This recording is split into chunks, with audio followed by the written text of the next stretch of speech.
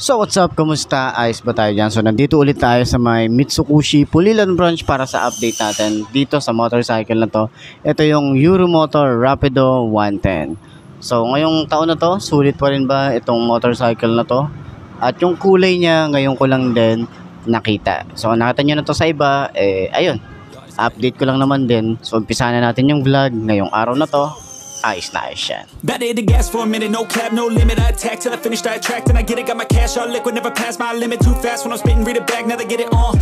Flipping that switch as I'm hitting these bars like a gift. I spit like I'm some big old bars, and these kids, no kidding. I've been winning this and getting my best life dinner while I'm hitting on a mission. Ooh, spicy. So yun nga para sa kanyang price, okay? Para dito sa Rapido 110. Sulit nga ba itong motorcycle na to? At masasabi ko na sulit siya pagdating sa fuel efficient. Sa forma, kung hindi ka naman maselan, pwede na to eh. Sa long ride or short ride, pamalengke, pwede. Yung isang to. Ayan. Kung naghahanap ka naman ng affordable na ganitong motorcycle, recommended itong motorcycle na to. So yun nga, ikutan natin, no? Sa inyo ba, kamusta? Kung sulit nga ba yung kanilang presyo para dito sa motorcycle na to. Matipid to kasi 110cc lang naman to, no? Pero sana itong Euromotor Rapido 110 is sana magkaroon din ng fuel injection or FI. Okay, so umpisa na natin yung walk around para dito. So these kids, no kidding, I've been winning this and getting my best life dinner while I'm hitting on a mission. Ooh, spicy, I know they like me, but I got a wifey, she be real nice to me, no one works like me. Got a different mindset, my rate is pricey, got a different psyche. Ooh, lyrics are icy, living life nicely, very precisely, living divinely, manifest wisely. All I know is that I've been living for the sightseeing. Been around the world for a visit, first class ticket, man I'm in it, man I'm winning. I don't have no limit, if I want it then I get it, if she want it then she get it. I ain't never done finished, I'm a giver, I've been given first place, I've been winning. Ay na, sa kanyang headlight is bulb type pa rin naman tayo rito. Meron tayong maliit na bulb doon. Ayan, may maliit na bulb doon. And meron tayo ritong Euromotor dito sa taas. Gusto ko yung paint job na ito eh. Kakaiba yung kulay niya. Yung pagka-blue niya, parang dark blue. May mga design din tayo rito. Ma-appreciate mo rin yung mga ganitong motorcycle. Yung mga design na ganito. Improvement sana dito is sana magkaroon sila ng LED nito. So pagbaba natin, meron tayong emblem ng Euromotor. Meron pa rin tayong 3 bolts dito at parang nakangiti pa rin tayo rito. Yan. So yung signal light niya is bulb type pa rin naman. Yung decals neto, sobrang minimalist lang pero ang ganda sa mata. Lining dito, Euromotor, tapos may kulay orange. Dito naman sa side is yung 110. Ayan. Yan, napaka minimalist lang ng ating decal. At meron tayo ritong Euro 3 and Rapido. Ayan, yung decals niya. Yan lang, yung pinaka-decals niya rin. So, yun nga, maporma, tsaka sharp design din dito sa unahan, sa front view niya. And then, dito rin pala, may decals din tayo rito sa front fender niya. Tsaka balkin, tingnan no? Ang ganda nung itsura nung kanyang fender. Post flexible din yan. Meron tayo rito parang naging cover para sa ating telescopic fork. Ayan. So, may extension, matte finish, tsaka mahaba. Kagandahan din dito kasi is para less yung ating talsik ng putik dun sa makina. So para naman sa size dito sa harap, yung tires niya is 2.5 by 17. Tube type pa rin naman itong tires niya. So yung telescopic fork niya, maganda yung paint job, kulay gray, tapos glossy. And then naka-word spoke tayo rito. And yung kanyang brand is Yuanqing. Naka-disc brake din tayo rito at meron tayong touch ng gold. Meron tayong dual pad caliper. And naka-Euro 3 na rin yung isang to. And air-cooled pa rin naman to. Tsaka carb type. Sa design dito sa side, kita natin yung mga yung mga sharp design din dito. Patulis na design. Yan. Alam ko inspired din to sa Smash. Diba? So, yung design dito sa harap or dito sa may kanyang body is matte finish, kakaiba yung texture. And wala rin tayong side pocket dito. So sana dito talaga magkaroon din sila ng side pocket. Tapos additional features, magkaroon sila ng USB port dito. Para sa rider natin na gustong gawin tong pang delivery service. Ayan. Sa ignition, meron tayo ritong shutter lock. Maganda rin yung design. Ito yung ating susi. Ayan, mag-focus ka. Ayaw niya mag-focus. Pero ayan yung susi niya. Kakaiba lang din yung design. So, hindi siya agad-agad magagaya rito. Naka-upright position tayo rito para sa kanyang handlebar, and yung kanyang panel gauge ay analog type pa rin naman.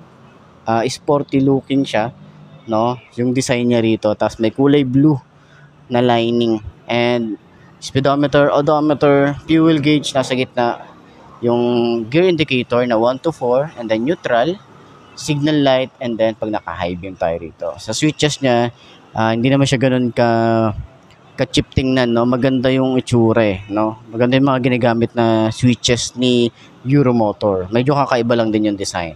Tulad na ito, meron tayo ritong park light and headlight, and then off.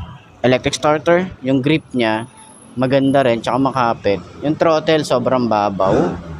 Yung levers natin dito, maganda rin yung design, malapad din, smooth lang din. And ito nga pala ay naka-semi-automatic. Ayan. So yung grip, makapit din. Meron tayong high and low, signal light, busina, and then choke naman yung nandito sa ilalim. Ayan. Kasi nga carb type pa rin naman tayo rito. Sa kanyang foam na ginamit dito sa upuan, sobrang lambot. Maganda yung design din. Mukhang premium yung ating datingan dito. Ayan o.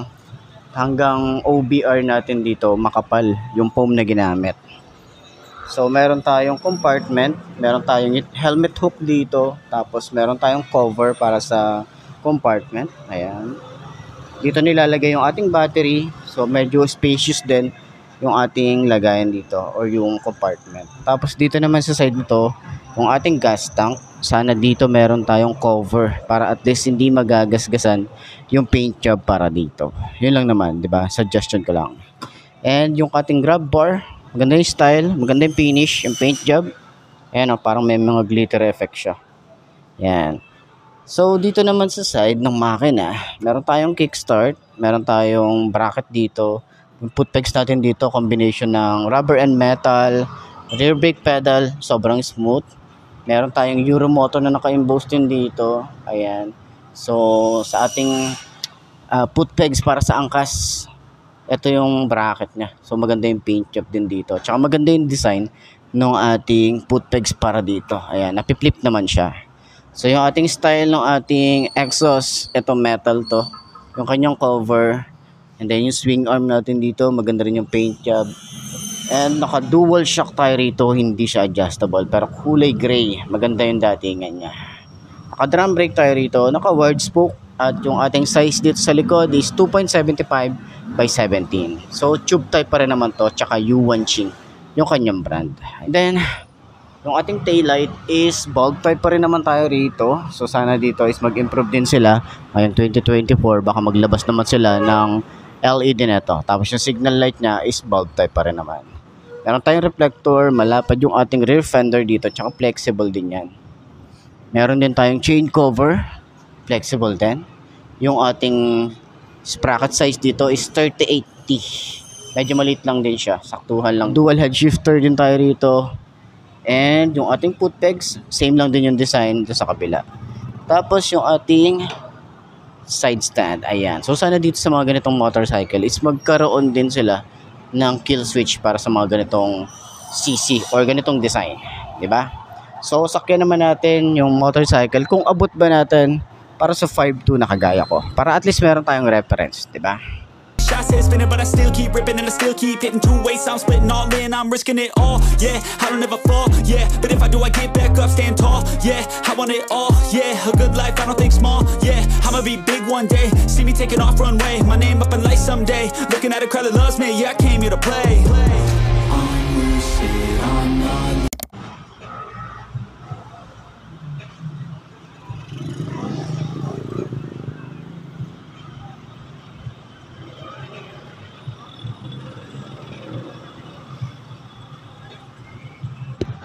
So ayan, para sa mga 5.2 na kagaya ko, abot din natin to, no? Hindi naman tayo masyadong tingkaya dito, saktuhan lang yung ating height para dito.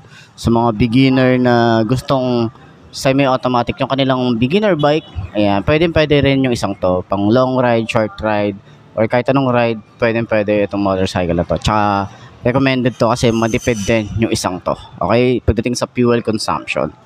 Yun na nga, maganda rin yung kanyang bounce ng ating shock dito sa harap, sa likod, maganda yung play, and maganda rin yung kanyang turning radius, malawak din siya, kaya pwede itong ipang singit Tsaka maliit lang din naman yung motorcycle na to. Kaya pwede to sa mga city ride. Okay? So, ayun. Sa tingin nyo, sulit nga ba itong 47,900 para sa Rapido 110, okay, ng Euromotor. Ayan. So, puntahan nyo na lang dito and then yung pinakamalapit na Mitsubishi sa lugar nyo. Nice yan. So ayun na nga mga best, no, ito na ba ang motor na babagi sa'yo? Kung ito na nga ay markahan mo na at mag-subscribe ka na sa aking YouTube channel, i-click mo na rin yung notification bell para updated ka sa lahat ng videos na upload natin dito araw-araw. So laging tatandaan, wala sa brand ng motor ang tatagal yan. Kung di na sa pag-aalaga mo yan, tatagal yan. Ayos yan. So kita na lang ulit tayo bukas. I'm Mark D. Ciao. Maraming salamat sa inyo. Babush.